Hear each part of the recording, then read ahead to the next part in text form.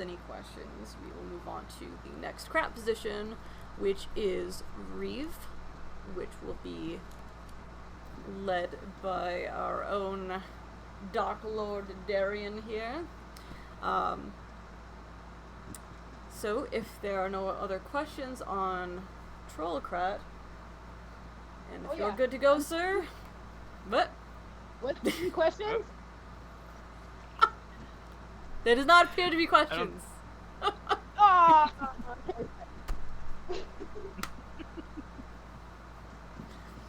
okay. Good stuff. Good stuff. Reeve Crat. I usually pile my Reeve Crat and War Crat together because you wind up working hand in hand for a lot of what you do. The War Crat usually plans the games, schedules the games, so when you're the Reeve Crat, you're going to want to chat with them, see what games they want to run, when they want to run them. You're going to want to do this well in advance of the event so that you have time to get a staff of Reeves.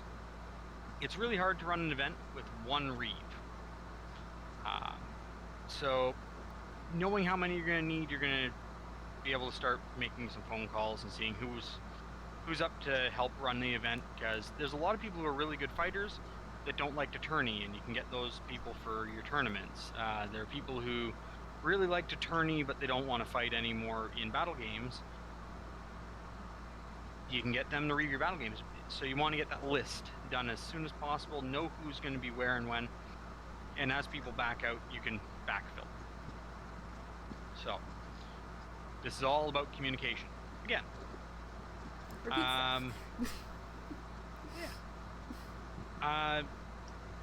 When you're looking at the total number of Reeves, a couple of things you want to consider. How busy is the battle game going to be? Because you can have a really tight game that's going to be moving really fast, and you're going to want a couple of Reeves to get a couple good angles watching the fighting that's going on. Alternatively, if you have something like Bot D, there's a lot of ground to cover, and there'll be skirmishing here and there, but not...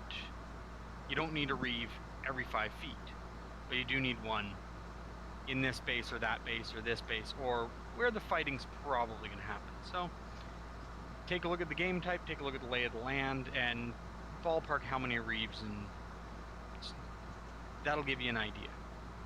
Like we've been saying with Troll, like we've said with all the other Crat positions, make sure to give your Reeves a break. So try to overstaff your Reeves, because it's always easier on event day to say, thanks for offering, but I have 12 Reeves, and I only have 4 rings for tournament. 8 of you, thanks for coming out. Thanks for helping out. It's a lot harder to go, I have 4 rings, and now need 3 Reeves. So... do you want to quickly cover, things that would need to be on the bid? Surprisingly, there's not much that would need to be on the bid from the Reeve Crat's position. It's a lot of the War Crat's work. But with that said, expense-wise, sashes and staff markers. Because remember, just like in the mundane elements of security and medic, if something's happening on field, your players need to be able to recognize who is staff, who's the Reeve for the event. Gold sashes. Gold fabric costs money. Actually, it costs more than most other fabrics I have. You're going to want to put that into the budgeting. You're going to want to have a micrometer on hand. You're going to want to make sure that you have your 2-inch and 2.5-inch rings, measuring tape, and if you can get a hold of it, the Reeve key, that thing there. I think you're to the left of me. Mm-hmm. I'm on your other side. That way. Hey, there we go. That way. The Reeve key. Really handy. It's got all the holes preset, and it has gauges down the side for sizing armor and other things. For the bid, that's about it. There's not much that you're really looking at financially. There's not much you're really looking at. Staff-wise, yeah, it's great to have a listing of who you're expecting to have as Reeves for the event, but it's not super necessary. Just having your Reeve Crat, you as Reeve Crat on that bid, shows that you are taking steps to make sure that the rules of the game are followed. I would also add, depending on the types of games that you have, Reeve whistles might be useful, and are dirt cheap. And some folks prefer, so many Sounding different horn. objects. Sounding horn, yeah. Especially if, like, imagine CTF, right, when you're in the woods and everyone's disconnected, knowing when a hold is called, when a point is called, things like that. If you can, do the call for Gondor, horn down the line, right, that's going to be really useful. Also, some folks prefer reef sticks. Really like to use those, so if you are using those for your event, that's another thing. I can actually grab one. Those are all things that you can consider and things that you can grab and work with. You're not really going to put sounding horns on your event bid. Those are kind of expensive. If someone has one, they're great and wonderful. But if you get a little Fox 40 whistle, you can get those dollar stores, hunting stores. Really handy to have. The sound really carries in the bush and on sports fields. But other than that, there's not super much that you're going to need on the bid. Reef stick. Perfect. Yeah, they're super fun just to... Right, you can mark when there's like an area that folks need to stay away from, right? If there's an injury or something like that, boundaries. Right, who has the point? They, over here, right? No, it's this team. It's got the point, right? You can use it for multiple things. And sometimes, right, depending on what you're wearing, Reeve's catch is going to be hard to see at times, right? If you got this giant stick that says you're a Reeve, but 100%, you have a sash. This is an additional tool that you can have, not required. Also, 100%, as much as you may be tempted, do not use it on players. It is a bamboo stick. Do not use on players. Do not murder strike a player for going out of bounds. That is excessive. Yeah, so it is something to consider. They're not expensive. They're not super difficult. That looks like it's just a longsword core with some flagging tape and looks like a triangular yellow pennant on it that says Reeve. This tape, that's just marker, tape, piece of fabric, right? It's just a bamboo stick with some tape on it. Super, super quick and easy to make. Super cheap.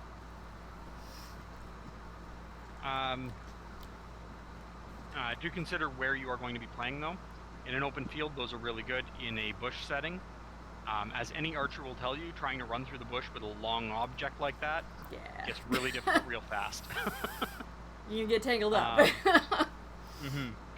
And if you have to abandon your reef stick every time you have to run to where the combat is, it's going to be of no value to you. So, just a little bit of forethought. Oh, absolutely. But other than that, I can't think of any other materials you would need to put on the bid cost-wise or need after request. Possibly radios, but I don't think you'd be buying them for an event singular, and I don't think that... That'd be something the Autocrat would have for the Reeve. The Reeve itself wouldn't have to put that as a thing for themselves. It would be a thing that they would benefit from if the Autocrat were putting it for just the event itself. So I have a 4 set of radios in my event bins that I use to run my events.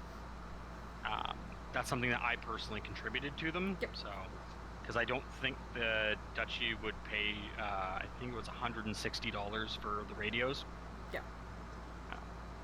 But they are super handy when you're trying to coordinate games over a large area. Oh yeah, for sure. So, going back to the pre-event. Once you have a list of Reeves and you have an idea as to who you're going to be working with, make sure that they read the rules. Read the rules for the equipment, read the rules for the gameplay, take the tests. They are free, they're easy to access. Take them, get them certified. It just makes things a lot easier when you can think of the rules right off the top of your head. I've got a bit on rules calls on the day of coming up. But yeah, take the time, make a night of it. Have people come over to your place, do the test on the laptop. If you have the paper test still, however you want to certify your Reeves and make sure they know what they're doing. Order pizza and write some paper tests. Whatever works. They don't have to be Reeves qualled. They don't have to take I think it's the Imperial GMR, or sorry, Principality GMR that sets the test now. Yes. They don't have to take that test. You can certify them at whatever caliber, whatever technique you want to use. But do have some benchmark so that you know that they know what they're talking about. Making the sashes, the Reeve sticks, all of that, you can have them come over again, order another pizza, make those pre-event.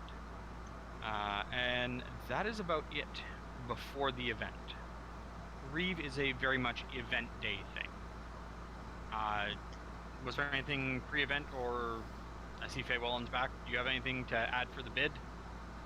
I didn't hear what you said, so it'd probably be all just like make sure you have enough Reeves for however many tourney rings you have, because that's usually the one thing that is always left of the day. Everybody's always looking for Reeves. Have backup.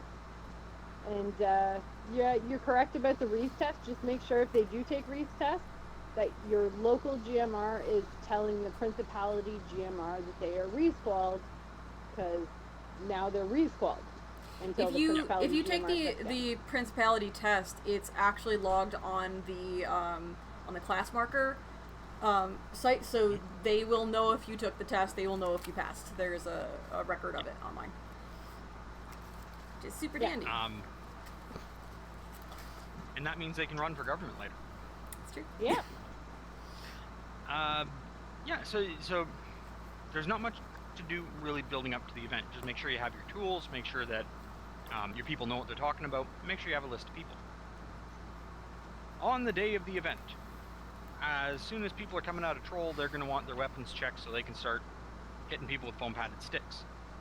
It is your job to make sure there's no broken down foam, there's no barbed wire hiding in the foam, and, make sure that the weapons are safe. Make sure that they're good. Make sure that everyone's comfy, happy, and not going to leave welts or bruises or anything. So doing that, this is where your Reeves key, your rings, all that stuff comes in to make sure that everything's proper diameter, proper thicknesses, proper everything else.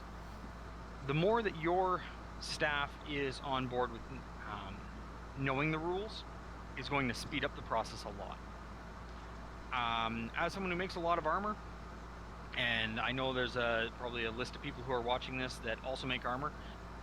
Armor is one of the biggest bones of contention that comes up during weapons checks, because what your field may have rated your armor at might not be the same as what the park hosting the event is going to rate your armor. Even if both parks would rate your armor a certain way, if the Reeve Crat at the event says it's 3-point armor, it's 3 points. That's discussion over. The more familiar their staff is with armor rules, the faster this happens, and because of all the nuance and difficulty to that, that's one of those things that read the rulebook, have a copy of the rulebook on hand. Actually, there's something for the event bid. Set aside money to print rulebooks. It's great to have it on your phone and all, but if you're at Bot D for 3 days and you have your phone turned on the whole time, chances are it's dead by the end of the second day. That's true. Paper does not run out of power. It'll get soggy and fall apart, but did not also, run out of ask your team, because there's a lot of us that have our own things printed out, right? Right. And also, I was just realized this for the sashes and stuff like that. Some parks have Reeve sashes in their loaner gear, right? So if your park has like 10 Reeve sashes, you don't need to go and get more Reeve sashes, because you're probably okay. But again, right, it's dependent on how many Reeves you're going to need, right? You may need more. If you're going to run an event and you're from Wolvenfang, talk to Krull. Krull has, I think, 10 of every class sash. And he just keeps it. They're good quality too. They're better than anything that I've ever made. I just rip fabric. He actually sewed all of these. They're beautiful. They're wonderful, and he loans them out regularly. Surge all the stuff. Surge double rolls. Lisa. I have one thing that you definitely need to buy before the event. Flagging tape to mark which weapons have passed weapons checks. Yes. Make sure it's not the same that was used at a different event. Because most people, it's like luggage tags. We collect the times it's passed, and we don't take them off. Yeah. So. Also, just like that is something you need. Yeah. Just also side note. You do not need to be checking all these weapons by yourself. I have seen some Reeve Crats that will just be like, no, I'm the Reeve Crat, and I will be Reeve. Like, you have a team. Use your team, right? You also have the parks GMR and champion that can also assist you, right? And those officers from other parks, if they're visiting, the principality officers, right? The park might have a guild of themselves, right? Also, right, you're gonna have folks at the event that are not only Reeves called, but are specialists in particular things, right? There's gonna be people that are particularly good with armor. You're gonna have people that are particularly good with projectiles and swords and polearms and weird mechanics and things like that. Use the resources that you have, right? Like, I can't tell you how many times I'll go to an event and somebody will ask me to test the bow strength, right? Because I have a gauge, and right, and I know how to do the feel and how to do the measurement and do it safely and be able to make that, determination. So there's some folks that don't know how to do it, and they don't know where the pull is. They don't have the tool itself to actually weigh it. Right, use the resources that you have, which is the individuals that are going to be at the event, right? You're going to have a lot of folks that will be willing to help, so ask. But yeah, you don't have to do it by yourself, because it will also take so much time. I have yet to meet the archer or armor smith that will turn down checking the poundage of bows, checking the arrows, checking the armor. And there's a lot of things that might not be fully covered in the rule book you're looking for that an armor smith right off the top would be, that's a concern right there. This is about to let go. It is legal now, but if you're going to wear it, this might break, which will make it illegal because it's now dangerous to people around you. Don't be afraid to ask people you trust and people you know to loan their expertise. And also, if there's like a serious time crunch and stuff, if people have armor, you can ask them what their park has rated it, so that you have a gauge to start off with, right? If you look at it and it sounds super reasonable, right? Then you're like, okay, yep, that makes sense, cool, right? But if they give you a number that is like, okay, so that's not right, then you can actually really get into it, look everything up, get those exact numbers, right? But sometimes it'll just be like, they've got so much different, and there's averages and different thicknesses and different materials, right? That's going to take time to look up and try to figure out all the math and stuff. If it's already been done, especially if it's been done by a principality officer, somebody that you know and trust has looked over it, right? And you're not particularly good at it, not good with averages, ask them what's been done, and then see, like, yeah, that makes sense, yeah, that's reasonable, or okay, so that's really can't be right, look it up, go for it, right? But sometimes, right, it's the event will start an hour late just because the checks are taking so long, right? So just a random side tip. Also, if you are qualified as a Reeve in your home park and you see that these checks are taking long, I have yet to meet the GM or the Reeve Crat that will turn you away from helping with weapons checks. They might be a little bit picky about bows, they might be picky about armor, but just as a general, checking short swords is universally true. They will accept the help 9 times out of 10. So feel free to offer. Speeds up the process a lot. And please offer. If you're able to do it and you see that, right, your event will start on time or early, right? You get to be able to get on that field if you're willing to help out, right? If you have the knowledge and the credentials, please help.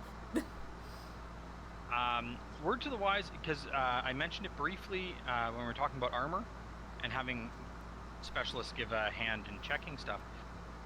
When you're checking armor, don't forget you're not only checking the armor for safety, for its point value, you're also looking for safety. Safety for players and safety for weapons. I know someone who wore garb down to field that had porcupine quills in it. And that was not questioned when it should have been. It was short-lived. But you have to check the equipment people are wearing because it might damage weapons and it might damage players. Or the damaged weapon will damage players. So be cognizant of these safety things. If someone's armor is going to pinch them, I'm going to warn them and I'm going to let them make a reasonable decision. It's a pinch, it's not going to do permanent damage. But if a sword breaker on someone's pauldron is just going to slice into someone's sword if they hit it, I might rule it illegal as equipment. Because afterwards, that sword is damaged, it hits, let's say they take a swing at Feywellen, that's going to be core. That's going to impact. Don't hurt Feywellen. We will be upset with you. Exactly. So, do keep an eye out for that. Just because something is technically legal, doesn't make it legal. I believe my lord once made a sword with the proper legal amount of padding, but torqued down about 3 inches of pool noodle down into, I think it was about 2 inches, and it was solid like a baseball bat, to make a point and demonstrate that just because it meets the letter of law does not mean it is a safe piece of equipment. Keep an eye out for that. Your job is people's safety while playing the game. Think of it in the broader culture, not just, oh look, right here there's a rule that says it's legal. It's good.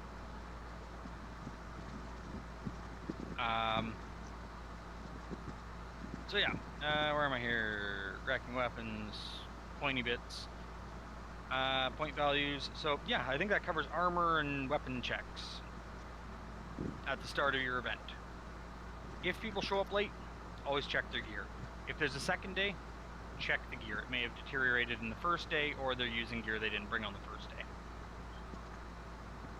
Giving a quick once-over weapons before the start of every battle game, depending on the size of your event, is doable and reasonable. In Bot D, when you have 75 people in each base eager to get fighting, having one Reeve there to check everyone's weapons again, not very feasible. At a mid-range where you have 30 people, 15 on each side, one Reeve on each side, takes 2 minutes to check all the weapons again, and go. Because it takes nothing for someone to run to their car and grab a sword, and you just don't see the tape on it. So. Also, no harm, no foul. There's also going to be some cases where something's going to break down, right? Powder in the middle of a game, right? Maybe it hit something and now it's cored, or even broken. If there are complaints about if something all of a sudden hurts when you get hit by it, right? Make sure that you check the weapon, right? Sometimes it could be an issue of somebody overhitting, or it could be something that's wrong with the weapon. So making that determination is good to do as well. Yeah, intentionally broken weapons too. Make sure that people are not bringing broken or uncertified weapons onto the field. Period. I know of at least one incident that happened at an event where somebody intentionally broke the weapon on somebody.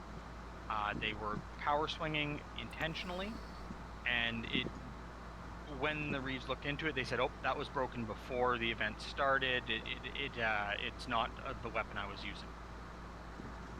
If they didn't have any broken weapons on the field, there would be no excuse for it. They would have been able to make the connection between the two.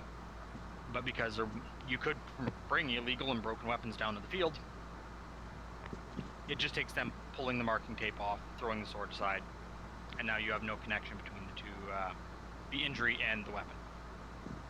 So, do make sure you keep an eye out for that kind of stuff.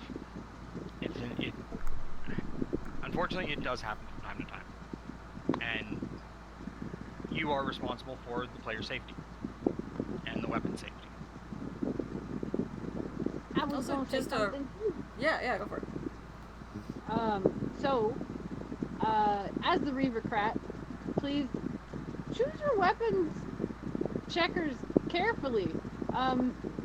If somebody, like, okay, so this is just personal experience, and I'm going to bring it up because, like, it was my favorite sword, and it was totally legal before it went through weapons check.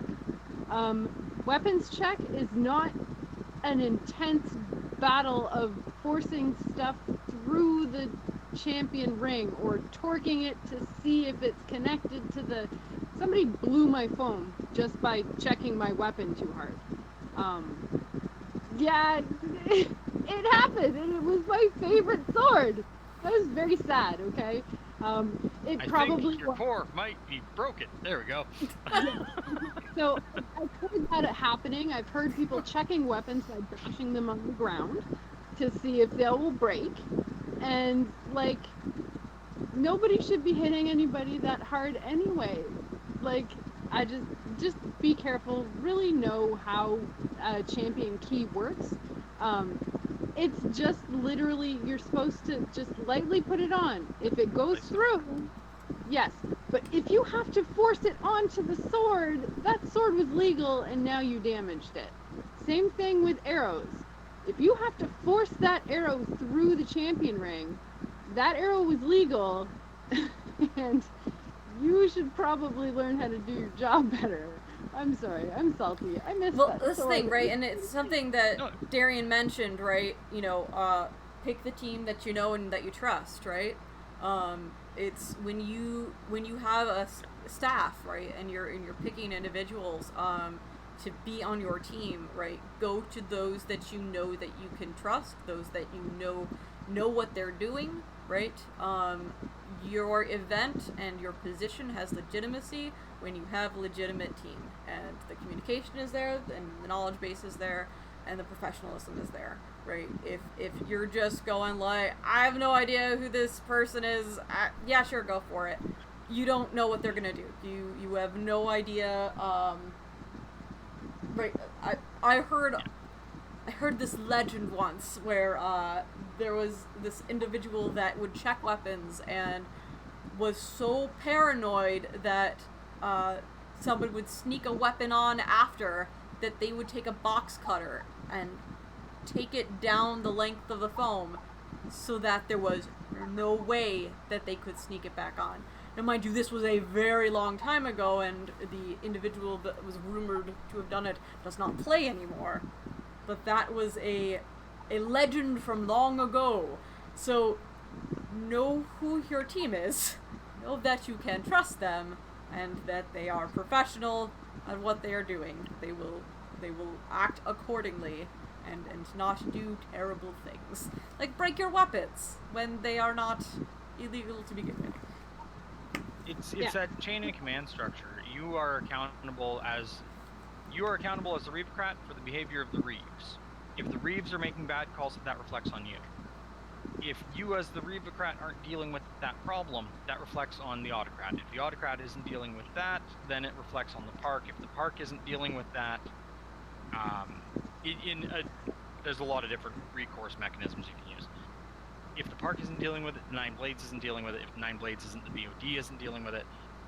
And that's where outside law can hold the board accountable, because past the board is Nine Blades, past the Nine Blades is the Park, all the way down to your Reeve. But by the time all the dots are connected and it got that far down, there's a lot of things that can transpire, and don't break other people's stuff.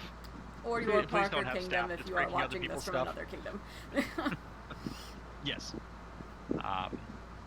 So when you are deputized by an organization, you are a representative of that organization. Even when it's like 12 times removed. As a Reeve at an event, you are deputized by someone who is deputized by someone who is deputized by someone who is deputized by someone who is deputized by someone who is deputized by the board. Yes. I think I have the right number in there. So you are still a representative, and if you are slashing weapons, that is something the Nine Blades is legally doing. The Nine Blades is, I don't mean legally as in consensually. I mean they're doing it, and they can be held to account for it. That's a COC violation. That is straight up Yes. that's a COC violation. So that's somebody else's property that you are ruining. So, Yep. yeah. So, please don't break other people's stuff, and please make sure that your Reeves are people you can trust. I'm just saying. I know mine was an accident. The person had good intentions. I was just very sad, and it was very rough. And I was sad, but not intentional, at least in my case. So. I have seen where people don't know how to check weapons properly. Make sure that you have that meeting beforehand, that you test your Reeves, that they know what the expectation is. I've seen people go digging for tip at the end of swords. Yeah. Also, if there's ever an incident where there's a question, right, of just like somebody is complaining, like, okay, so this is not a legit call. They forced it through the thing. This is not okay. You're basically the manager in that position, right? You can reevaluate when there are complaints, right? If something wasn't checked properly, or maybe just a reef isn't good with projectiles or something, right? They don't know the arrow rules quite right. You can step in and reevaluate if there are complaints, right? So it doesn't need to be an end all, like, oh well, that Shire Reeve who's been playing like a week said that's illegal, so sorry, right? You can be like, I could take a double check, but right, you know what? It may still be illegal. So at that point, if you're not listening to two Reeves at that point, then check yourself. Reeves can be wrong. Don't be afraid to politely bring something up with a Reeve. I know I've been wrong. I've run tourneys and I've made calls that were bad. If you're going to stand there and yell at me, I'm going to get more entrenched in my position. If you say, hold on a second, I see it a different way. Maybe we can discuss this, and we'll probably discuss it. But you can politely disagree with your Reeves. Sometimes they haven't run a tourney before. They haven't seen a tourney at principality level. But also at the end of the day, they're the Reeve and they're making the calls. There's going to be times where it's not going to be the right call. They are human. Give them a break. Acknowledge that it's a crappy situation, and try to move on from that, and try to be more clear. Try to make sure that if you are concerned with a Reeve's call, talk with another Reeve. Go to the head Reeve also, right? Go to the Reeve of Crat. Express that you're concerned with how one of the Reeves is judging things, especially if you are 100% certain what a rule is on something, and the Reeves say, nope, that's not how it works. You can go to the Reeve of Crat and be like, hey, so this Reeve is saying that it doesn't work like that, right? It's like, I've got my phone right here, it says it right in here, can you please talk to that Reeve, right? And then, go accordingly. Be polite and be prompt, because sometimes that can impact even something like tournaments. If you got bumped out because of a bad rules call, they might be able to go back in and adjust that. Get you back in the tournament. Maybe have you redo the fight, something. Don't let it linger. Don't bring it up like 3 weeks after the event. Oh, well, this one Reeve was a total. We can't fix that after the event.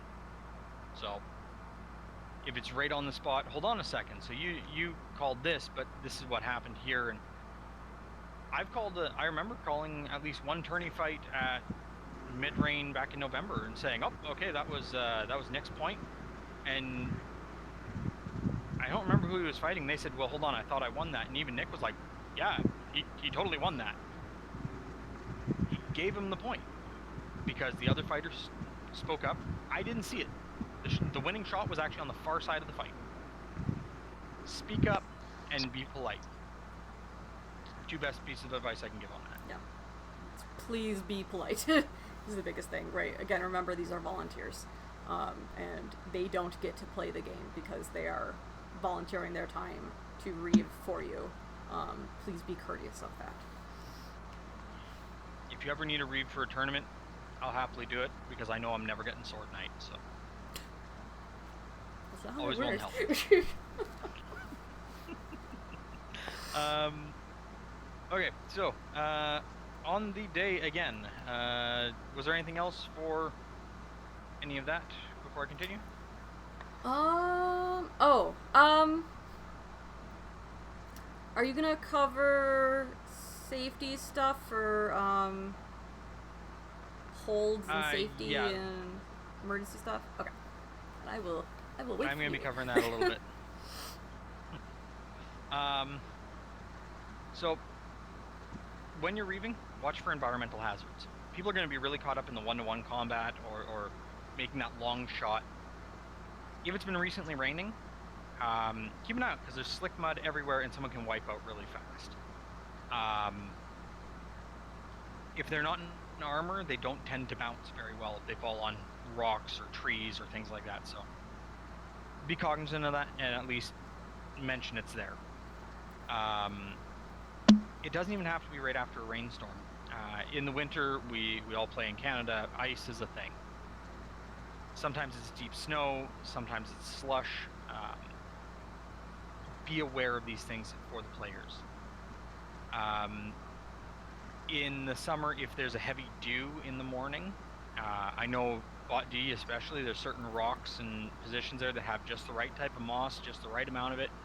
If you have a heavy dew in the morning right before the CTF, the rock just northwest of Eagle's Point, it becomes a death trap. That is on a certain spot of it, just because of the way the moss is. As a Reeve, keep an eye out for that, because while I'm fighting somebody, I'm not thinking about that little patch of moss. Even in the If you have to simplest rope things as something well, right? Look to see if there's like wood and stuff, right? Like down branches, things like that.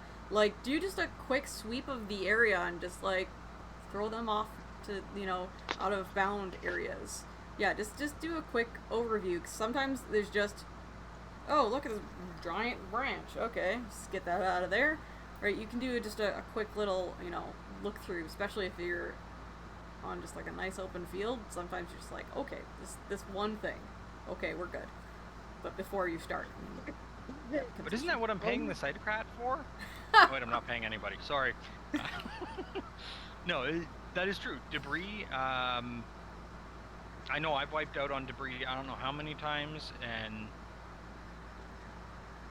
it takes 2 seconds to clean it up. It's a very good point. Lisa, I saw you were trying to say something?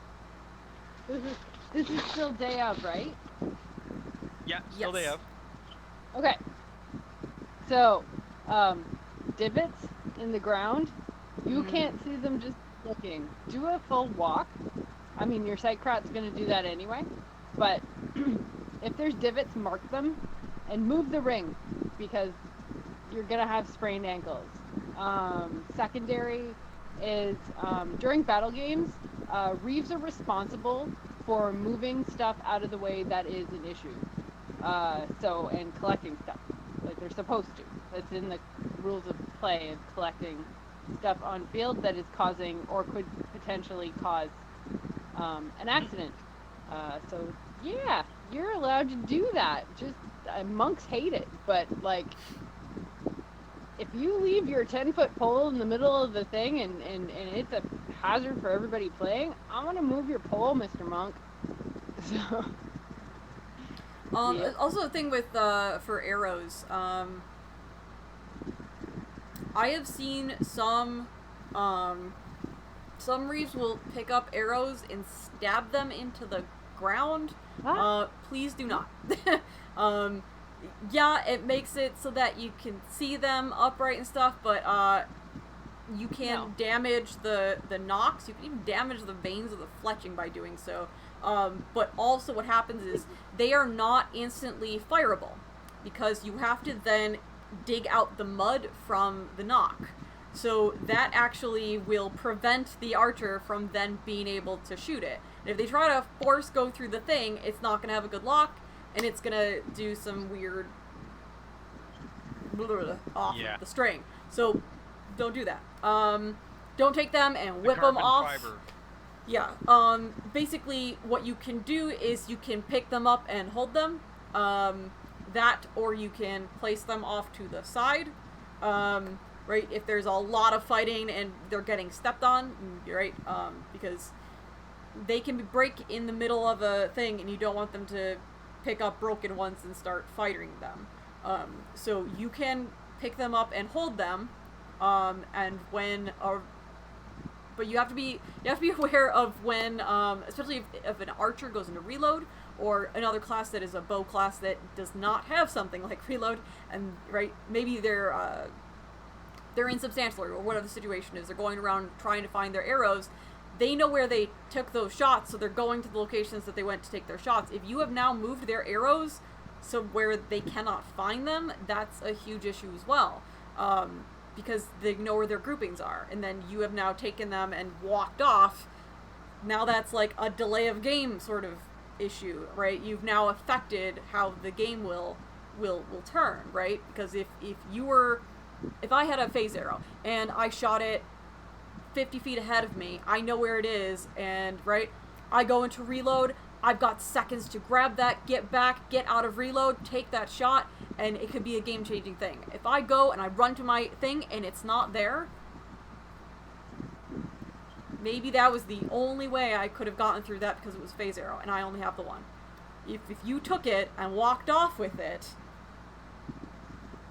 you have now affected how the game will turn. So be cognizant of that, right? So if you're grabbing somebody's Spear of Annihilation and walking off with it, right? Things like that, you have to be very aware, right? You should move them if they are dangerous. But if they are not dangerous, right, you can help assist them pick them up once they're engaging to go do the activity. But otherwise, a lot of times, for those that deal with projectiles, they're grouped in a particular way. They're shooting in a very specific direction, so they know they can go reach them when it is safe to go do it, and they're in the same location, right? You can actually change who wins the game by implementing yourself in there. So just be cautious of that. And that's something else, right? If someone is doing, I believe it's Elemental Barrage for Wizard, they can't pick up another spell ball after they activate that, or it ends the effect. You as the Reeve handing them their sphere back, you just affected gameplay. If an assassin is in Blink or Shadow Step and you hand them their arrows back, they're not to be interacting with those things while they're insubstantial.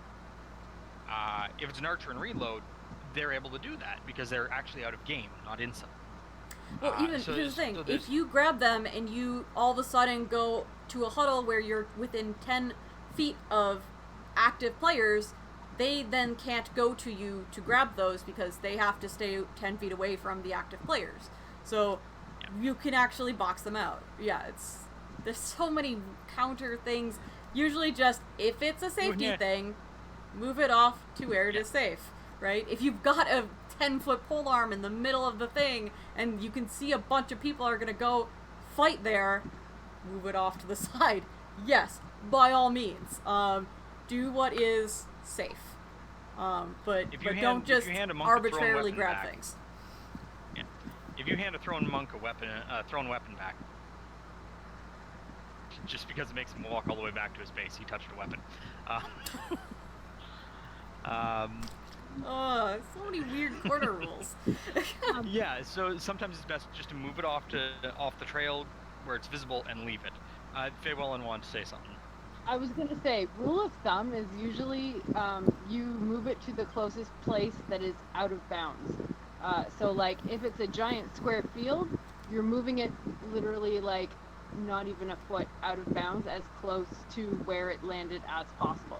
So you're not changing the general direction. It's like when you're in a tourney and someone loses an arm and drops the shield, the Reeve will go in and throw the shield just outside of the circle, because now that person has no hand and the shield's in the way. It should be, you shouldn't be moving it 20, 30 feet. You also should never be carrying people's stuff or holding on to it or handing anybody anything, ever. That's not your job. So Your there's job actually there's a thing in Reload that you can get Reeve assistance while in Reload to get your arrows back. Reeves can assist you, and it's actually in the rule set specifically. Really? So yeah, Reload. the underdog of the archer class that no one realizes can be a really good thing. So yeah, in Reload, you are out of game. You're not supposed to get close to other players, right, 10 feet away.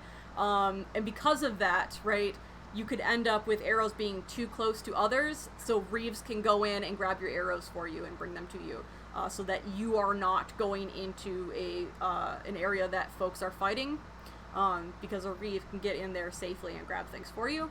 But yeah, also to help with delay of game issues and stuff like that, because, you know, if you've got 50 arrows that you have just shot and they're just strewn about and you're in Reload, you can't be affected, right? It's going to affect how long the game is going to be for you to get out of Reload to be effectable again, right? So having a Reeve being able to quicken the amount of time you're able to get out of that is important, because also, right, if you're taking too long, they can also delay of game, they can pull you out of that, and if you don't have your arrows, right, you don't have the specialty ones, that can also affect how the game turns.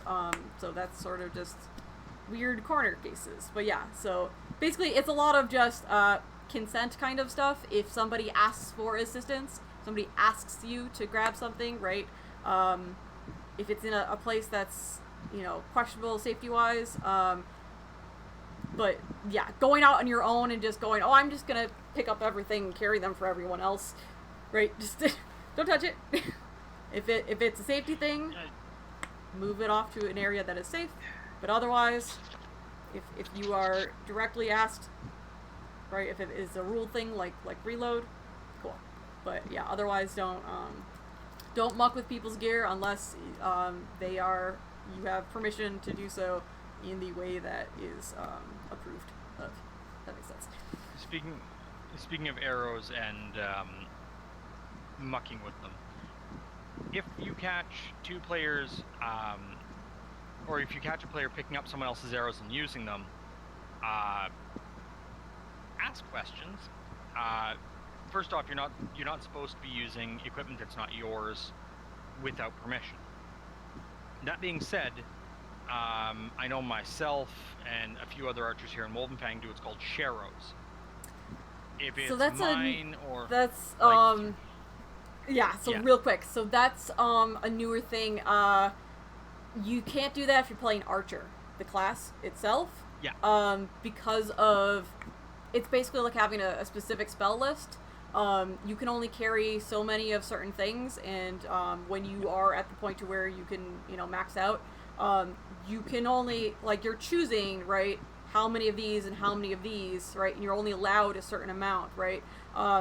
You can't go around just like 5 archers going like, okay, we're doing sharrows, and all of a sudden you now have access to 5 pitting arrows, or sorry, not 5 phase arrows, where you're only allowed to have 1 ever. For arrows, for archers specifically, you're not allowed to do sharrows, right? Now, some parts might do it for other classes, but you specifically can't do it for Archer. Archer, it actually says in the rulebook that you can't. Is that for all arrows, or is that I thought that was just for the specialty ones? Specialty specifically, arrows. You cannot. No one is allowed to use specialty arrows with someone else. Yeah. You cannot. Yeah. Yeah. So it's more of. I thought you could still use. It's questionable. It's questionable. It's basically it is ill-advised for multiple reasons. You are responsible for your own equipment, so if you allow someone else to use your gear and they use it in an improper way, they break a knock, they rip a vein off, maybe how they manipulate it and stick it in their quiver or something like that. They damage it, and then at some point you get it back and you fire it. You are responsible for what happens to the player that is now hit by that.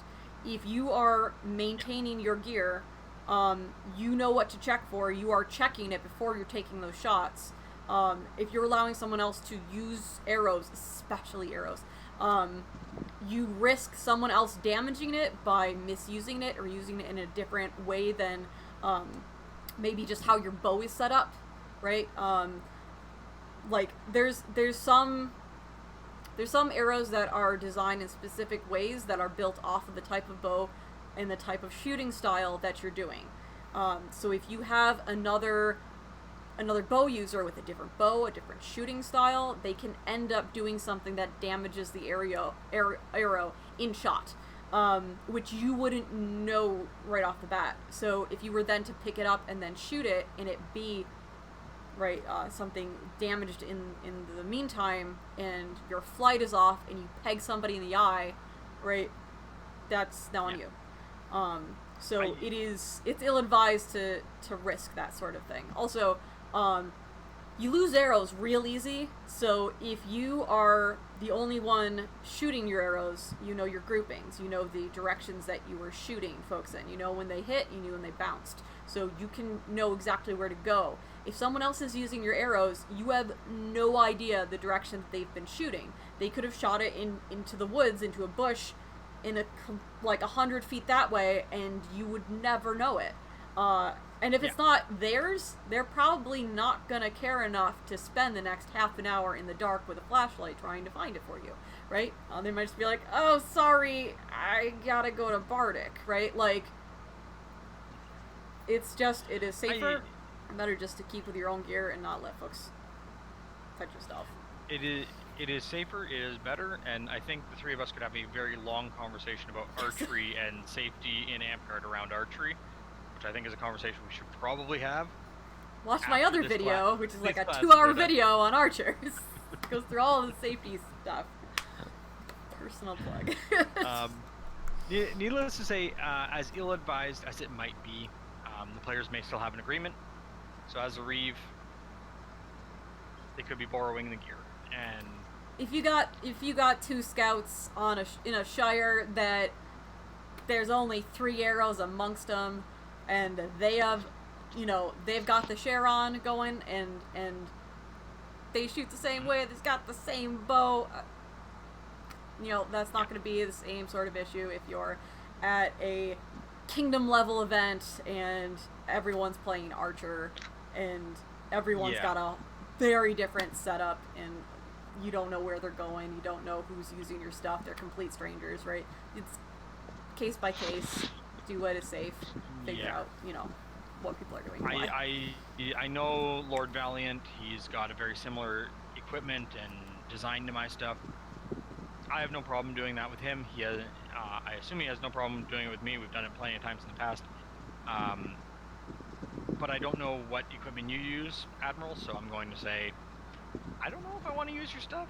Yeah, because even mine though are you would be responsible if something was broken, yeah. I would still feel bad if someone got hurt. So, yep, it's something that you have to kind of feel your way through. As a Reeve Crat, you can actually say no Sharrows. Yes. If you're worried about this now, you can say no. Yep. There's a reason why it's mandatory for archers and anybody who uses a bow to have their name on their arrows. Yep. Not supposed to share, but people do. I literally would not have been able to play archer at all if it wasn't for Tyler, actually, Lord T. Because Lord T has like 75 arrows in his quiver, or more, probably more. And we do share those on Fell Frostfield. And I would not have been able to play archer without him sharing arrows with me. But all of them do say Lord T on them, not Feywellen. So, as a universal thing, make sure you're aware of specific game rules. As a Reevocrat, know what the game rules are. If there are no Sharrows, that's a game rule. you have the right to say that. You can look at any archer. They shouldn't be sharing arrows. If someone's borrowing equipment on a long-term basis, that's a different discussion, but Yeah, that's a totally case different by case. situation.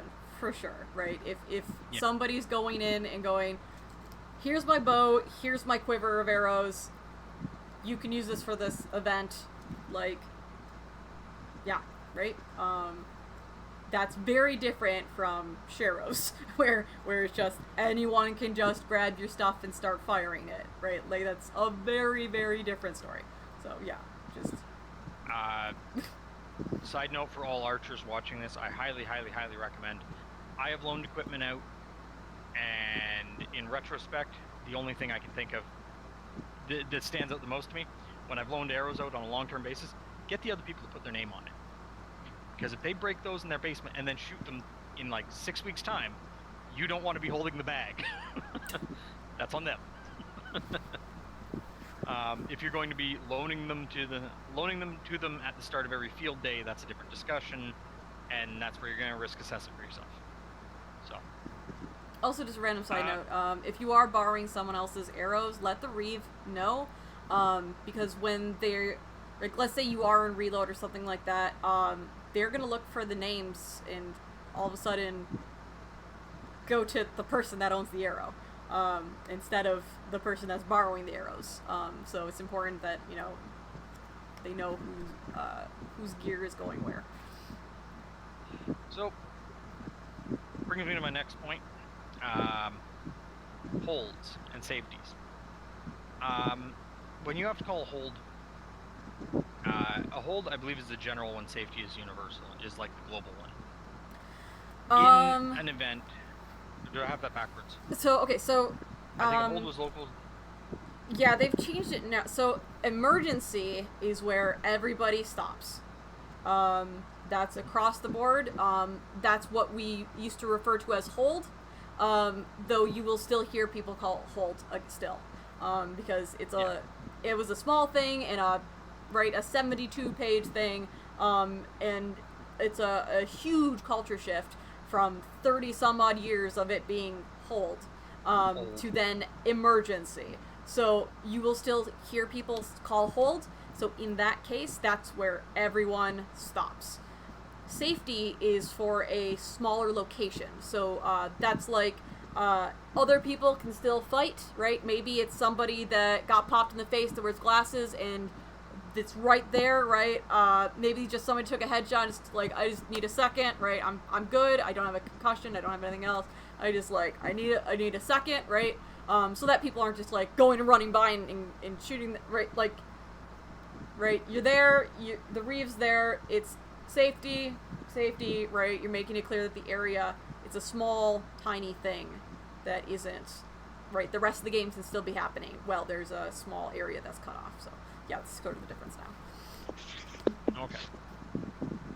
See, I wasn't aware of that one. I thought it was still hold and safety. Because that's what people still do. It hasn't really changed. Yeah, I remember if you hear hold, you stop. If you're close enough to hear someone yelling hold, you're close enough to the problem, you need to stop. So, I still recommend that if you hear any hold, safeties, or whatever, stop and take a look at your surroundings. I've been told to take a knee. When someone... Yeah, Sorry? yeah. Sometimes, a lot of times the suggested thing will be take a knee. If you hear a hold or, emergency, right, depending on the... Unless you physically can't. Unless you physically can't. You just... Yeah. Yeah, you just stay in place. The big thing is don't walk around. Stay in place. Stay in place, right? Yeah. If you can, take a knee. If you are running a large game, and there is an emergency where the entire game has to stop, you as the Reeve might want to set out and make it very clear to all the players that if you hear a whistle blown 3 times, everybody takes a knee. That's a universal sign for emergency. Someone's injured and we have to get them off the field. You can make those connections for people, and you don't necessarily have to scream emergency at the top of your lungs to try to get over the sound of a huge fight. If you have a whistle, still scream it, because some people won't connect the two. But that But- would be great information for Troll. So thanks. And also for the Warcrat to When- announce as a game rule. Yeah. Mm-hmm. When you call a safety or an emergency or any type of hold, I'm just gonna refer to the whole thing as holds, because I know I'm gonna screw up and say it anyways. When a hold is called, any player that just decides okay and decides to keep throwing shots, you have the right to chuck them off field, right there. If they're not gonna respect a safety situation, you can remove them instantaneously. It's not non-negotiable. It's they're gone because they don't know the extent of the injury. You do, or at least you suspect how bad it is. They think when they think that they're okay to keep fighting and doing whatever, that they might be doing that right on top of where somebody lost their glasses, where they took the shot to the face, and they've stumbled back a few feet. Their glasses are probably still on the ground there and could get destroyed. If someone is stunned, they might not be actively able to defend themselves or anything like that. So all holds are to be taken seriously. You have universal authority to remove people, and when you call hold, it is absolute. People don't get to go, well, let me just finish what I'm doing. Nope, you're done. You stop, take a knee. I think that's about all there really is to say on that. Unless anyone else can think of anything. I was just gonna say, like, places in Bot D. So if you call a safety, which is the area effect, right? Not the Yes. entire game stop. So let's say you come upon at Bot D a bunch of people kneeling and a Reeve. Don't run in and try and shoot, like, backstab them all and stuff like that. So you might have to literally, as a Reeve, be aware of your surroundings and people approaching, and you might need to, like, just stating safety once might not be enough. So you really have to be aware of your surroundings. At this point, it is a, like, almost like a first aid responder type thing. You need to be aware of your surroundings, right? So you need to continuously yell, okay, safety, safety. This is where tapping in another Reeve might be the best idea. Yeah. So there's two of you. One to assess the situation, one to control everything else around you. So And this is where again- we never enough Reeves. I would love to have so many. Yes, also the Reeve staff, These which are I have great never- to, like, hold off air. Safety! Safety! Like, you are actually blocking off the area so folks aren't coming over here, right? You hold it to the Yeah. side and you just, it's a guarded area now, right? People aren't gonna cross this line to go hit somebody that's, Well, you you know, crying on the ground. you- Jesus. have to say safety and they should stop. That's a referee blowing a whistle. I love the whistle idea as a side note because a lot of people, especially if you play Bard and then Reeve, you're not gonna yell anything. So, like, I really like whistles. I think we should adopt that, and also more Reeve staffs because I've literally never held one. They're Reeve so useful. and I've never held one. My only thing has been a Reeve sash, and it has been my body to do stuff. I've called holds before. I'm super lucky because my park knows hold, right? And our park is fairly open. So if one Reeve yells hold, the whole park hears it, and everybody takes a knee. And if somebody doesn't take a knee, there's a veteran right next to them to say, it's a hold, take a knee. So, yeah. So it's emergency now. I find that might be disconcerting in a public area, like a park, because we know what it means. Somebody watching might not know what it means and have them running on field thinking something that, I don't know. I think, sorry, this is personal opinion. I would stick with hold unless it is actually like dire, oh my god, he is spouting blood, this is actually an emergency, and you want somebody to come off. It's that's why I agree with whistles, horns. At least if the player base knows to stop, you don't have people involved like that. So Yeah. I highly recommend it. Also because at distance, horns and whistles are a lot easier to hear and communicate with. So I also feel like, I don't know, emergency is one of those things that, like, you should really only be yelling it in a dire emergency, not just actually for the game. Because, yeah, you could technically, if somebody goes down from a headshot, you could technically call a hold. I wouldn't necessarily call it an emergency from the flick, but I don't know. Again, this is a game thing, like a rules of play that I don't have say in. So this is a discussion now. I apologize. Yes. Okay, real quick. All good. Lisa, you've got a hot mic. It sounds like a fan is blowing directly into your mic. It probably is. Okay. Oh, yeah. There That changes it drastically. Yep. I was Kinda like literally wind tunnel leaning, I was leaning into a fan. So Yeah, it's even hot. your voice is louder now. Yeah. All good. Well, now this is my phone. It is charged now, and it's not overheating. Awesome. Yeah, no, it sounded like it was directly in a fan. So, yep, all good. Oh, I'm so sorry. No, you're good. Okay. All good. Okay. Well, I only have like point. three more. I only have 3 more things on Reeve. All right, go for it. Sorry, 4 more things because there's the wrap up. Rules calls. When you're doing a rules call on the day of an event, don't spend the time like we just did here discussing. Well, which hold are we supposed to be calling? Which what? First thing that you are most concerned about as a Reeve is player safety. Universal. Using the wrong word, wrong term, that's fine, as long as people aren't getting hurt. Flow of game. If you have to spend 20 minutes to look something up, it is better to be wrong and let people play on than to hold up an entire game for trying to figure out one little thing about one spell ball. No, hold on a second, I gotta look it up here, and it's over here, and I gotta... Nope, this, whatever, we'll solve it later. Make sure to look it up after the fight, though. It's about the flow of game. You want to keep people having fun.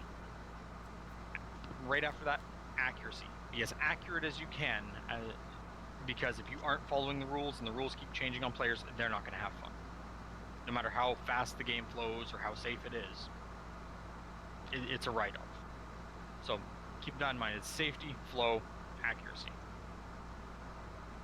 And people will enjoy the game. In tournaments, they might want you to sacrifice flow for accuracy, but that's not a game, that's a tournament. Every now and then you're going to get called on to balance teams as a Reeve. Or balance someone in after the game has started. There's a lot of schools of thought on this, and this is just how I look at it. When I'm balancing teams, there's a lot of things that I look at. Most importantly is what class is the person playing? How good are they with that class? I've seen people at level 2 warrior that can go up against level 6s. They're just that good of a fighter. The level, because level also gives you different abilities to call on. If you don't know the person, you're really just going by class level and their equipment. Their skill level is going to impact this a little bit, but judge it as best you can. If you're at an event, these probably aren't the players from your field. You're probably not familiar with how good of a fighter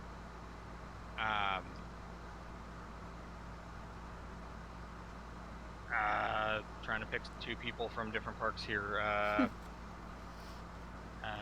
You probably don't know how well I don't know, Ryan Frank stacks up against Tyler Salvador. You're not going to know that dynamic, so you're really just looking at their level, you're looking at their class, and you're looking at who's wearing how much armor, who's got what type of weapons, and kind of go from there. And make sure, last thing you really want to do is make sure that you have the right number of players to get the skill level on both teams right.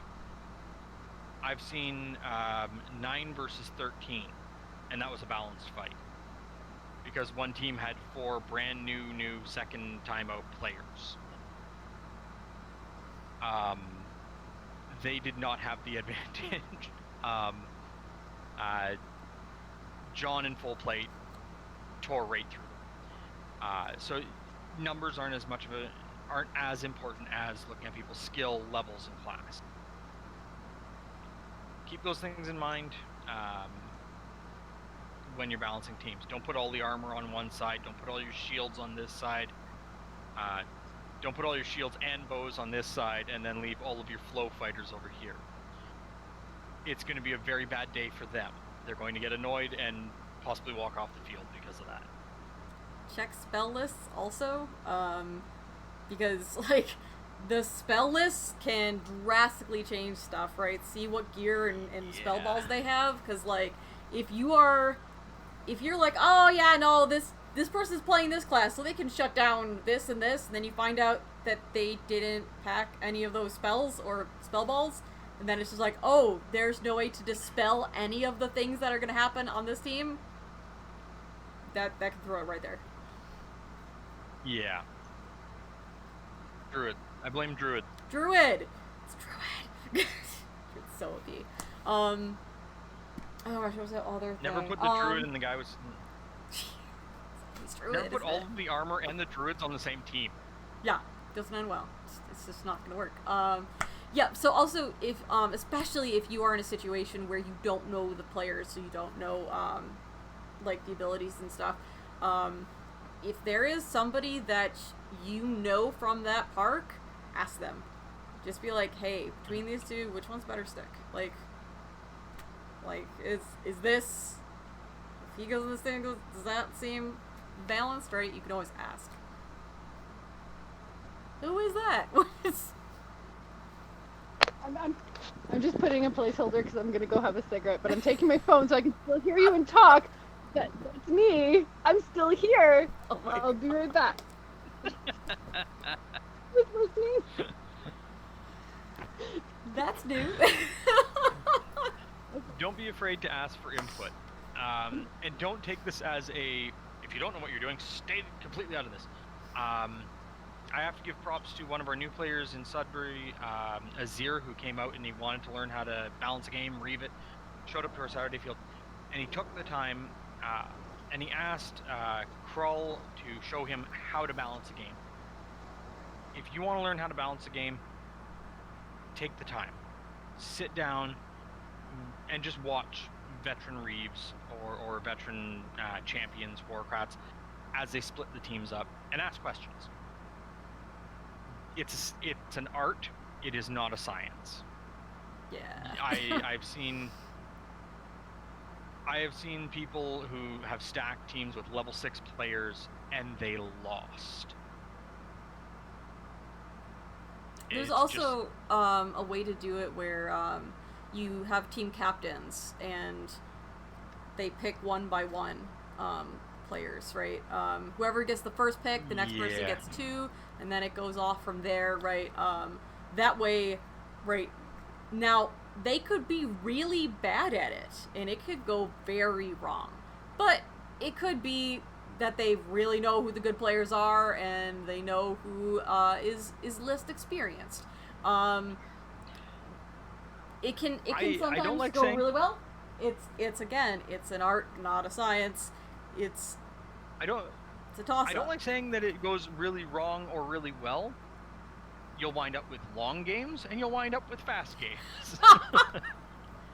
Fair. And that's fair.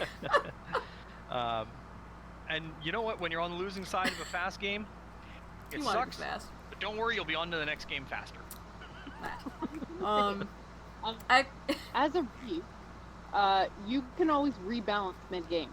If it's not working out and the other team is obviously pissed off about the balance, you can definitely call a rebalance. Gather your Reeves and be like, hey, what do you guys think? You guys have been watching too. How could we rebalance this to make this a little more fair? Yeah. I mean, if it's a quick 10-minute game, then just finish it off. But yeah, if you've got a game where it's slotted for like a 3-hour thing, yeah, you're going to get a bunch of miserable people that aren't going to want to finish. So yeah, sometimes it's just as simple as switching one person over, right? Like it can be that simple. So yeah, definitely, like that's a really solid point. Yeah. depending on the length, yeah, you can totally do it mid. That's actually another thing. Length of game and type of fighting style. I've watched bot Ds where we lost hard in the first 2 hours of the CTF, and then there was just no one left on Hut team. Yeah. They just all left. They gassed themselves out. They were all wearing armor, and they were just running down the trail, hitting us again and again and again, because they had an aggressive fight style. And they were all stick fighters versus a lot of archers, a lot of more tanky, slower armored fighters, and casters. We weren't running, we were defending. And all of these people, after about an hour or two, hour and a half, 2 hours, they were gassed. They were done. They were done for the day. We just spent the rest of the day walking over, taking their flag, and scoring points. Because I think the game whittled down to like 75 on 20. It was just because of the way the classes, the skill level, and the equipment laid itself out. They had a very aggressive team build versus a very passive team build. They burnt themselves out faster. Interesting. So they can last the long game. Yeah. I definitely give it some thought. I could go on, talking about team building and how you can get a lot of level 6 veteran fighters on a team and nobody works together because everyone's being a hero and they lose. Oh yeah, the lone wolf syndrome. I've seen it happen. Yeah. I've seen it happen so many times.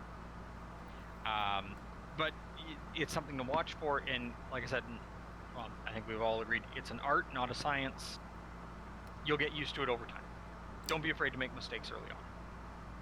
Also, right, if you do have a thing like CTF, where it's like 6 hours of it, right? If you are hearing people audibly be like, yeah, I'm just gonna hand out some enchantments and I'm just gonna leave immediately, account for that, because that's one player off, right? Like, there's gonna be folks where they are not going to be there for the long game, and that will drastically change the balance, right? So listen, ask questions, just go in with as much knowledge as you can for that, because I've done so many games, even just like the shorter games where folks have been like, they get completely balanced and they're like, yeah, I'm just gonna hand out enchantments and leave. Like, I'm not even staying for the game. But they never tell the Reeves. They never tell, like, so they're in there as an actual person that's going to stay there and affect the team, but they're literally going to be there for 30 seconds and dip. And if those enchantments get blown or removed or whatever, that was the most that they contributed to the entire game. That's where I have an issue with that type of play style, because you're robbing your team at that point, and it does make it harder to balance. As the Reeve, it's not as fair to your team to just show up, hand out some candy, and walk away. You afterwards, as a druid, still have plenty of fight left in you. Even if you're there, you're not good at stick. I've watched a sword knight just get swarmed by newbies. And no matter how good of a fighter he is in a tournament, no matter how many times I've seen him take people apart, he only do that to one of you. And if there's 5 of you with one stick and you all throw throw one shot, same shot at him at the same time, he can only block so many of you. So you can beat sword knights if you work together, no matter how bad of a fighter you are. You are robbing your team, and if you do balance everything except for the, I know I'm picking on druids here, but they're the enchantment heavy. So OP. They show up and they hand out the candy and then they just walk off field. That, if you balance everything else and not that, this team now has the advantage because they started with bonus enchantments. If you balance with them included, now this team has the disadvantage because after their first lives, this team has the numbers advantage. Yeah. It brings up an interesting other problem is I'm a sword and board healer. You'll see me out on the front line swinging and rezzing people right on the scene and doing the push with the team at the front. Yep. There are base healers. They have a higher life expectancy. I will grant them that. But I'm more aggressive, which means that front line we have an extra person, we have an extra body, we can flank, we can outnumber, we can maneuver. Those types of play styles you have to account for too. Not just that here's the candy and I'm going.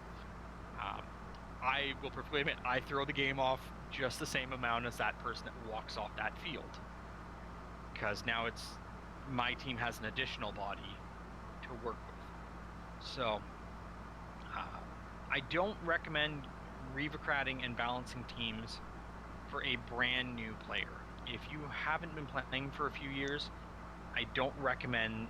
Okay, let me rephrase. A few years being at least 2 years, I don't recommend balancing an Imperial or a Principality Coro event. Don't do it solo. That might be a little high. Ask for help. Ask for help. Get opinions. Absolutely. Absolutely. Watch. Sit back and watch. See how people balance them. But you have to be very familiar with the game, the play style, and how that's going to impact the game. Using Bot D as an example, I have a tower shield and a heavy armor. My Lord Valiant has a tower shield and heavy armor. If you put the two of us on the same team, we are now a functional door, because no one can get the hits in on us and no one can get through that entryway now. And I know Tira, my lovely other half, knows that she can whip an ice ball at both of us, and now we are unaffected by any status ailments. You have to shatter us. You have to. So, knowing how we work together, and you have to look for those connections. Oh, it's okay. Lord Valiant's household is growing. Soon there'll be too many of us to split up. Yeah. Folks don't let me and my one belt lane, Alistair. We're not allowed to be on the same team anymore. No, Teamwork is OP. I think we can take you. I think my household can take you. Oh, your entire household versus me and one other person? Yeah, I'd hope so. So yeah, don't feel intimidated. Feel free to step into balancing games, but do so knowing you're going to make a lot of mistakes early on. Yeah. It's all good. Tourney brackets. This sorry, is the real one quick, that's quick. So I'm super gonna forget this. Yep. I was gonna say this earlier. Make sure that all of your Reeves are on the same page with the rules. That they know the rule of the battle game. I've done games before where every Reeve I went to explained the rules differently, and they were completely contradictory to each other. So they thought they knew the rules, and they were like, yeah, no, I know the rules. So when they would tell the Reeve-crat that, oh yeah, no, they studied it, they know what they're doing, but they interpreted it drastically different, it's bad. It can be real bad. So yeah, make sure that that your I team think that's a story does time for actually later. know. I'm kind of curious now. Yeah. Oh yeah. I got some stories for you. So bad. This is gonna take a. Was there anything else? Nope. Just before I move on, sorry. Fairwallen, did you have anything for team balance or? Yeah, I'm good. Fan. I'm still careful of the super fan. So. Lisa. Sorry? Fan. Be careful of the fan. I'm trying. I'm holding it like beside me, beside my leg. Like I'm dying. It's so hot. I know. I'm just dealing with the two fans and trying to avoid it. It's the same thing. It's brutal. Sorry, Darian. Go ahead. All good. I have a fan right there. Just I have the pom-pom on my Yeah. headset, so it keeps it down to a minimum. I can- Okay, so turning. Sorry. Turn off my mic. So I'm gonna turn off my mic unless I have something to contribute. That way it'll stop the thing. Yep. Okay, Turning brackets and how to fill them. This is something that comes up all the time while filling these out.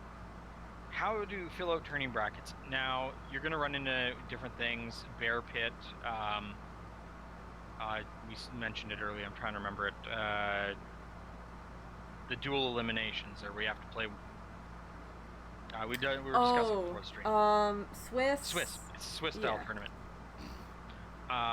You have to fight everyone twice, and then those with the highest scores carry on to an actual ladder tournament. Bear pit is where you move from one ring to the next, and you just keep going. And whoever racks up the most kills in those tourneys, or in those rings, moves on to the actual ladder tourney. They're considered elimination styles to cut down the total number of fighters going into a tournament. Two major things you have to think about when seeding a tournament, when doing tourney brackets and filling them out. The first is binary numbers. This is where the mathematician in me meets the computer guy, meets the medieval fighting. Binary numbers, you always move to the next binary number. What I mean by that is if you have a tourney of 2 people, 2 is a binary number. One person fights one person, and you have a winner.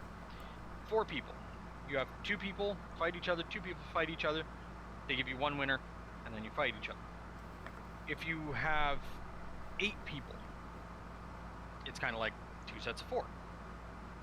And you work yourself down. You always work to that next binary number. 2, 4, 6, 8, 16, 32, 64, 128, 256. If you have a 256 person tourney, call me, you're going to need an extra Reeve.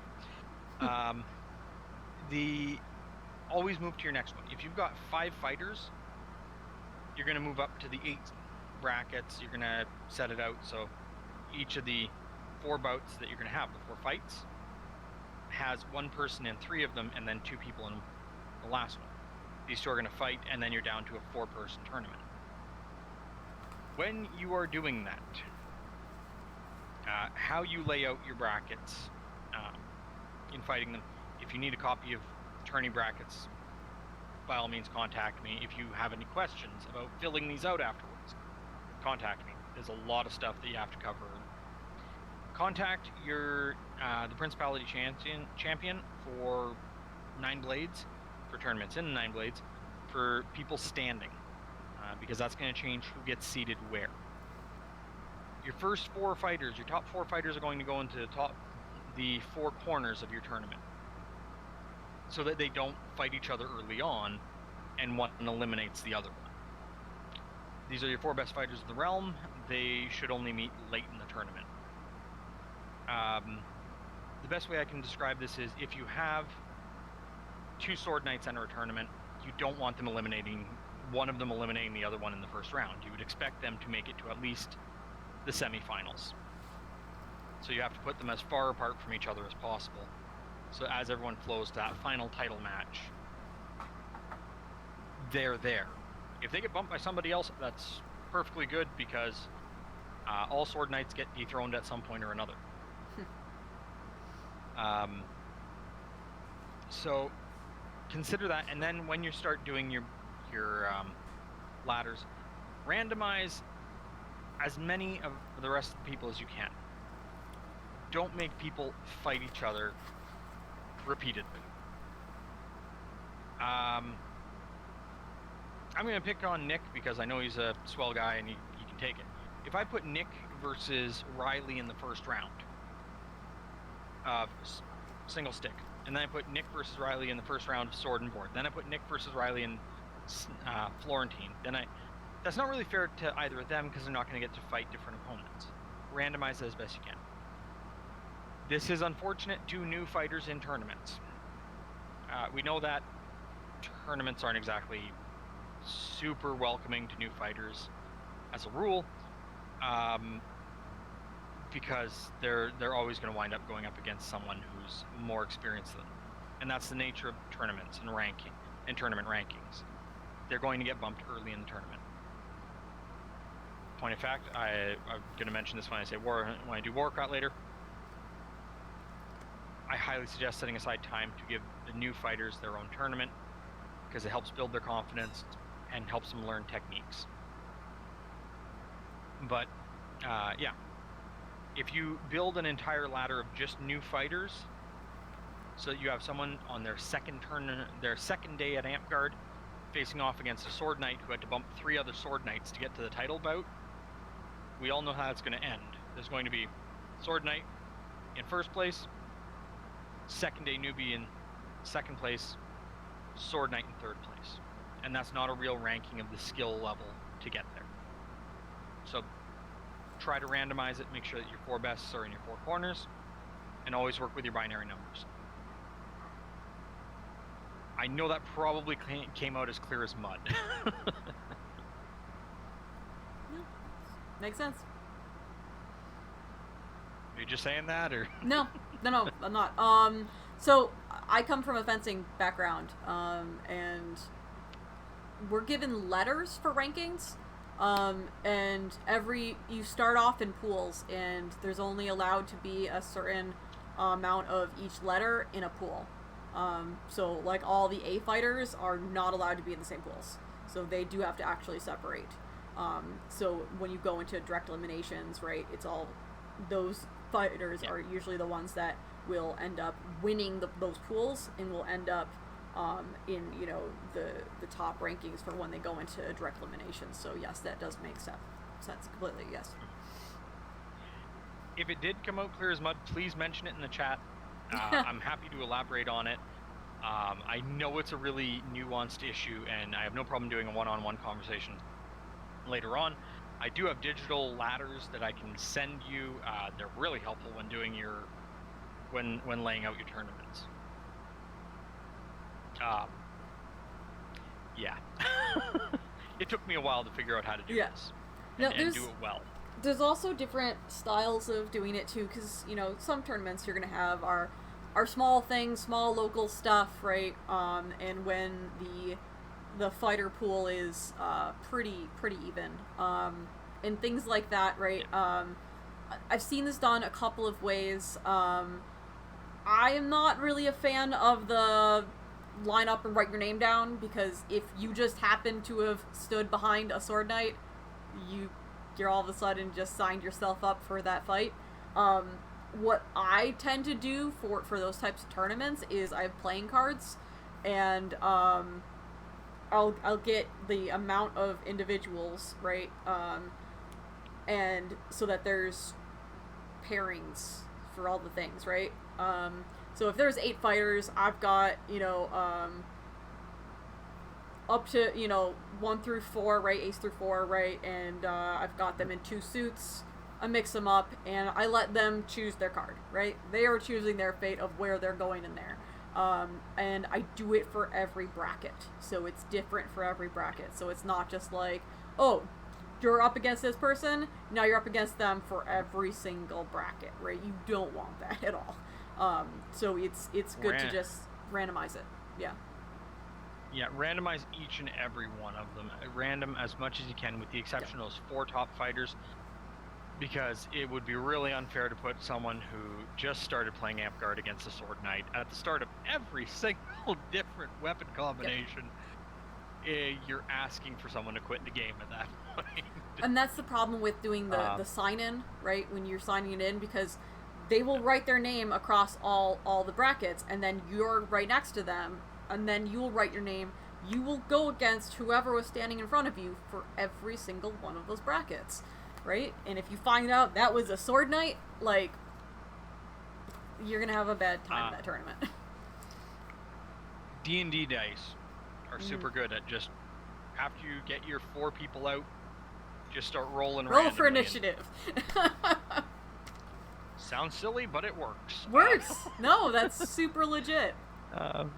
I do like the card one, though, because if I can set up, here's my left side, here's my right side, I've got, say, clubs and spades. Yep. I can hand the ace of clubs to, let's say, my first tier fighter, then I take my second tier fighter, I hand him the 8 of clubs, and then everyone else can pick everything else. They'll wind up in these remaining 6, and then the fighters against all 8 of them. The other side, I hand, use hearts and diamonds. Here's the ace, here's the 8. Now I've got all my 4 highest fighters in the corners, and they won't meet till the final bracket.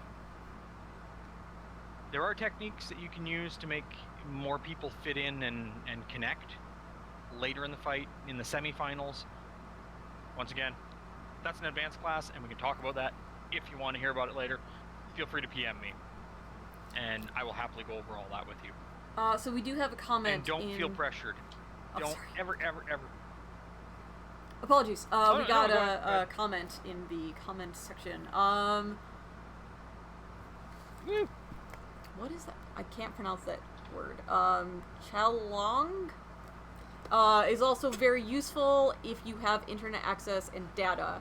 I believe it's a website that you can put the names in and it randomizes them. I think there's a thing for brackets and stuff like that. Yeah, there are a few programs online. Yeah. If you can give me a screenshot of that later on, I'll happily take that and go check that out. Thank you very much. I will just write out that name exactly for you. But yeah, don't. What I started saying earlier is don't feel pressured.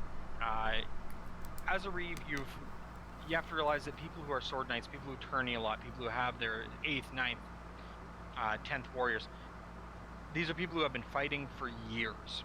You may have only been a Reeve for the last 2.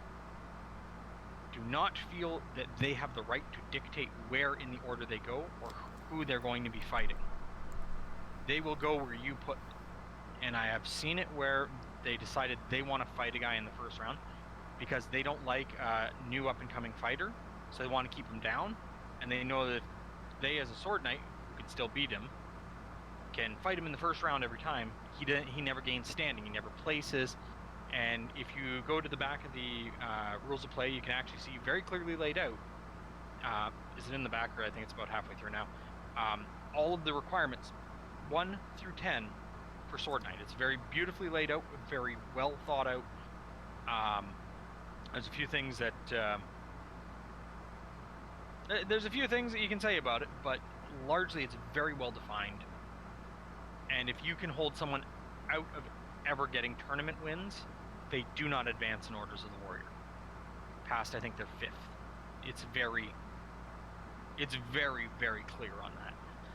So you, as the Reeve, are there to give them a fair chance, and don't be bullied. You can throw a Sword Knight out of a tournament.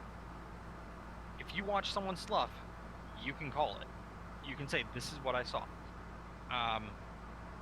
Just on a brief note, and I know Faye Wellen had mentioned about reaving tournaments as well. When you're reaving a tournament, there's a couple of ways of doing it. There's a couple schools of thought. There's hands-on, and then there's the observer method.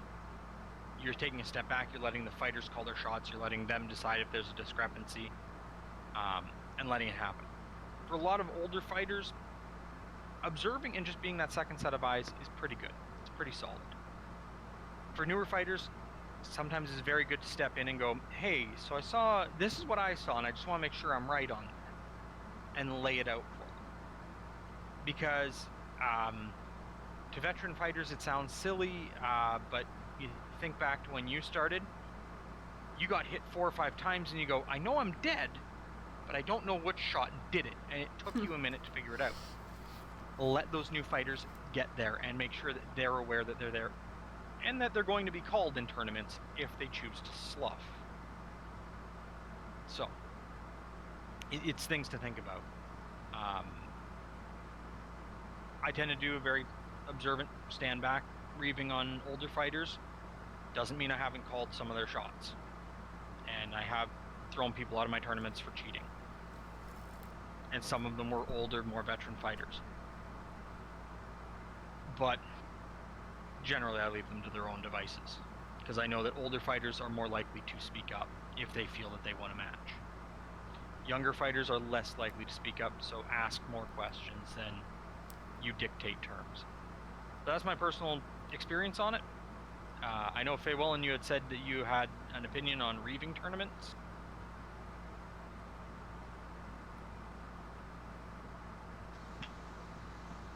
Hi! an opinion on reaving tournaments. You had mentioned reaving tournaments earlier when we started reaving. That's my favorite. I love reaving tournaments. I've really? had really good experience. Yeah, I know, I really do. I've had really good experience with pretty much all the tournaments. Occasionally, there's a few little bouts of, no, I definitely won that tournament. You're horrible, Reeve, for calling that and stuff. I find what comes in handy is having a couple people with some recording cell phones, and we can refer to the footage after. Because we don't have eyes everywhere. I find that the hardest tournaments that I've ever had to reeve is when we don't have enough reeves. My opinion is there should always be 2 reeves for every ring, at least. And mandatory for sorting boards, because boards are huge and there's no way that you can see the other side of that person's board. I get really salty if I see only one reeve on a thing, and I'm like, okay, so I guess I'm reeving because I'm upset that you're not doing it right now. So if you can get it, unless 4 reeves on a pool, like on a match, is like, because it covers all of the angles, right? Like, anytime I've done like a fencing tournament where we had like a system down sort of thing, like electronically, we would have 4 referees, and it was like, it is very hard for 4 people to not notice a thing. Like it's pretty solid. So if there's ever just like contention, there is having a rough time with angles, speed, or whatever. Maybe really combative, like fighters that do not agree on hits and timing and stuff. If you've got 4 reeves, you're solid. Like, you're so solid. But it's hard to get. It's hard to get. You know, and it's depending on how many fights you gotta go in there and how many volunteers you've got. Usually it ends up being the 2. Definitely would not recommend just the 1. Just because, again, angles. Sword and board, don't have 1. Do not. Oh goodness, no. I am one of those evil fighters that can fight left or right-handed. Yeah, I'm one of those. And I do fight left-handed fighters left-handed style, and I do fight right-handed fighters right-handed style. And if you only have 1 reeve, you have to realize that if me and another right-handed person are fighting with their right hands, I'm throwing all my shots on this side. They're throwing them on the other side. If you only have 1 reeve, you're on one side watching one person's shots, and you're hoping the other one's calling it fair. Can't watch both at the same time. Your eyes don't work like that. It's really good to have one looking at one fighter and the other looking at the other fighter, right? They're watching their shots, they're watching their placement, and then they go, okay, who hit first? Where did they hit? Right? You're looking at timing, you're looking at location. But yeah, 1 reeve cannot watch both angles at the same time. They cannot. With that in mind, go ahead. I was going to say, reeving is a team activity. You're going to talk ahead of time with the people that you're reeving with to say, okay, so you're watching this person and I'm watching this person, just so we know, because if you ever watch videos of me reeving, I'm not standing still. I'm not going to be just standing in one vantage point, because I'm going to miss something. I'm only going to see so much, right? So I'm probably going to be circling. If they circle, because good fighters circle. They don't stand in one spot I circle with them hit too. each other. Yeah, I do the same thing. Yeah. Just constantly moving. You circle. Yeah. So if the fighters are constantly moving, you as a reeve should be constantly moving. You are going to miss something. You can't just stand there with your arms crossed and be like, I am Reeve, all powerful, I will call the shots. No. It doesn't work that way. I'm totally gonna do that next time. I am Reeve, I call shots. I mean, you can, I'm just gonna do that. That's now my Reeve character. Okay, if you're a character, that works fine. And like, okay, so I was gonna say, if you're having a tournament, chances are you have more than 1 ring. right? By the time you get to the end of your tournament, all of those Reeves should be reeving the end tournament. The more Reeves, the more eyes you have, the more that end tournament, which is the one that counts, is going to have proper shots called, right? Oh yeah. Because that's like, ooh, that really counts. So I don't know. That's, again, this is, I guess, yes, personal opinion. I'm not the be all end all of reeving or whatever. I just really enjoy it, and I've had a few people tell me I'm okay at it. So maybe I have an ego. Maybe. Sometimes that's the best compliment you can get as a Reeve. You're okay at it. Well, one thing though. Sorry. No. Go ahead. More opinions. Well, it's just talking about getting down to the final matches.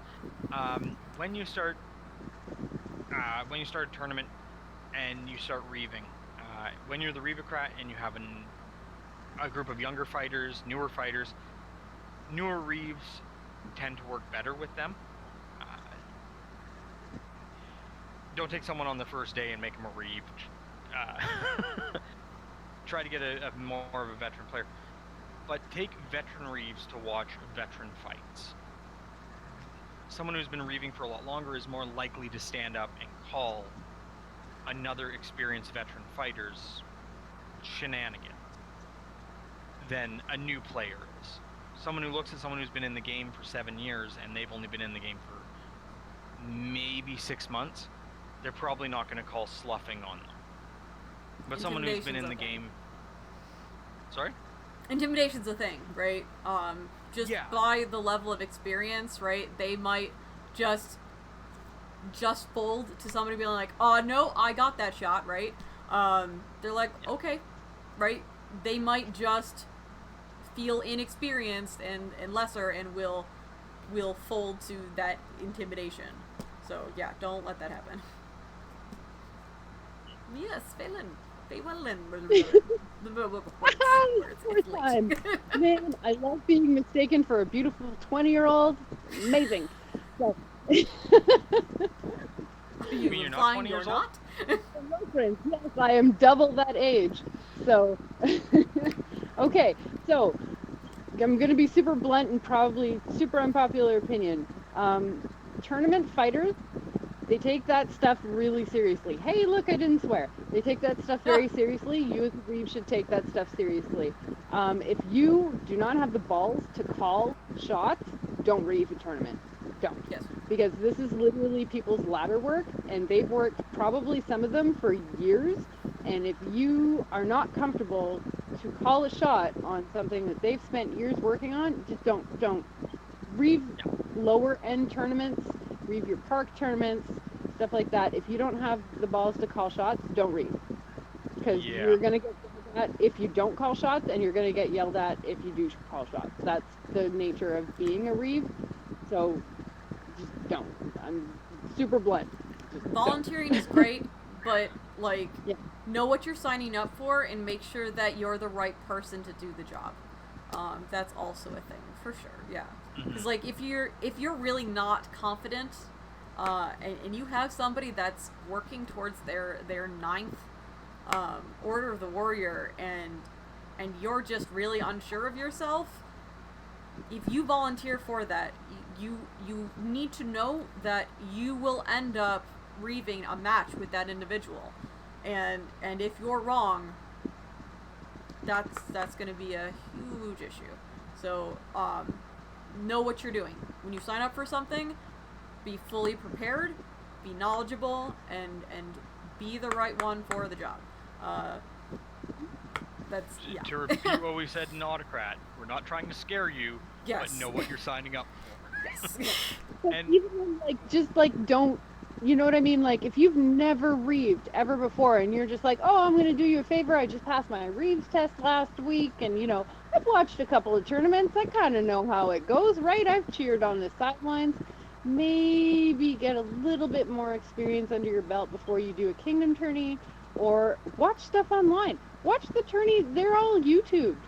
Watch how people are making calls. There's some great, I think it's GV, that did an entire Reeve class and then went over shot by shot how and why these things were called, And like, yeah, I just like, I'm super kind of blunt about the whole tourney reaving, like, hey, I just started and I've never actually fought in a tournament, but also, you know, well, I mean, okay, I can't say that because I've only fought in a couple of tournaments too, but I know when a shot is proper, and I know that I also have another person to discuss with, and like, yeah, I don't know. Maybe even I shouldn't be reaving Kingdom tournaments, to be honest with you, because I'm not like super experienced, but like I have confidence and I will call you on your shot. So The thing I find really interesting the most is that most commonly the people who resist the idea of a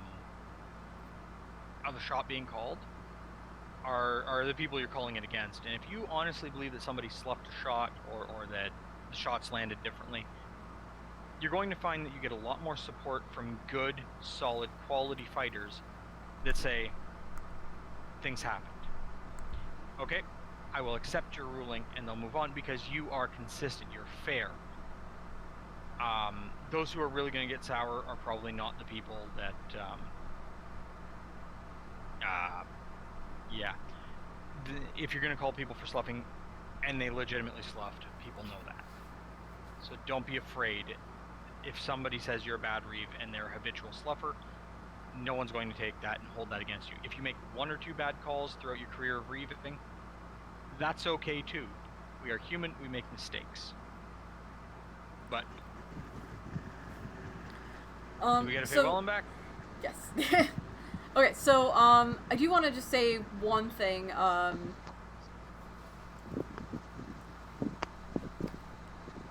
There's going to be times where these tournaments are run by the Crat.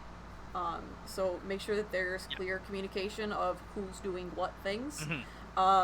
Also, depending on the type of tournament, right? If it's like a Weapon Master or War Master, that falls into the territory of the champion. So basically, they can give you permission to run it in their stead. But it needs to be their call because they also have the right to be able to run it themselves. So it's much like a Dragon Master in the correct, right? So some you can, that is a role that can be delegated to others. So let's say Darian is the Reeve Crat of an event, and let's say I am champion. I can then go, I am giving Darian the reins, right? I'm delegating this tournament to him. He will be running it in my stead. This is the Dragon Master of, or sorry, the Dragon Master. Oh no, I always go to Serpent stuff, right? This is the War Master for this park being run by Lord Darian. Right?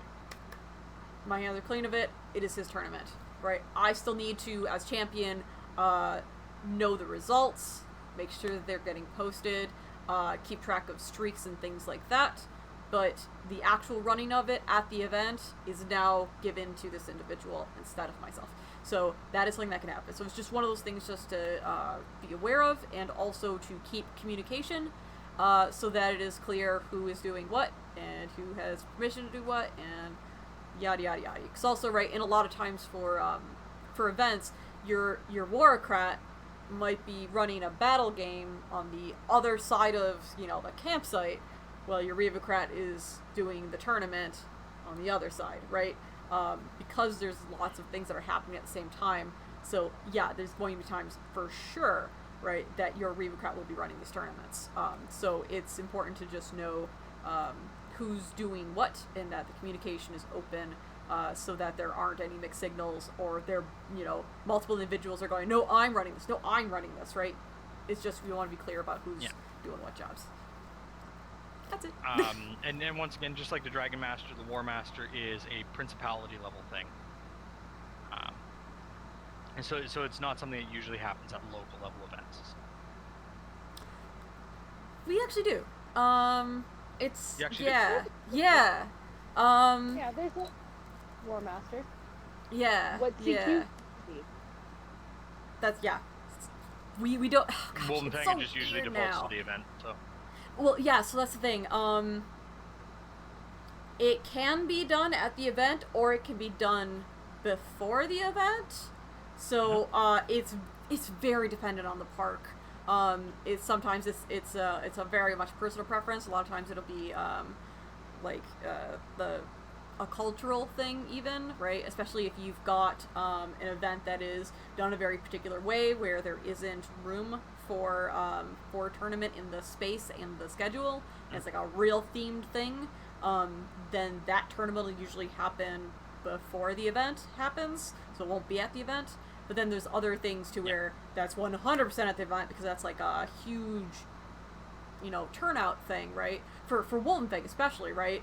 That's, I can't imagine it being not at the event because, right, that ends up being like a huge draw to go to the event is that they're running this major tournament, right? Like, they're like, oh, that's the event to go to. Yeah. Right? So, first, smaller parks and for things like that, they can detach it from the event. So, it's very dependent on the park, yeah.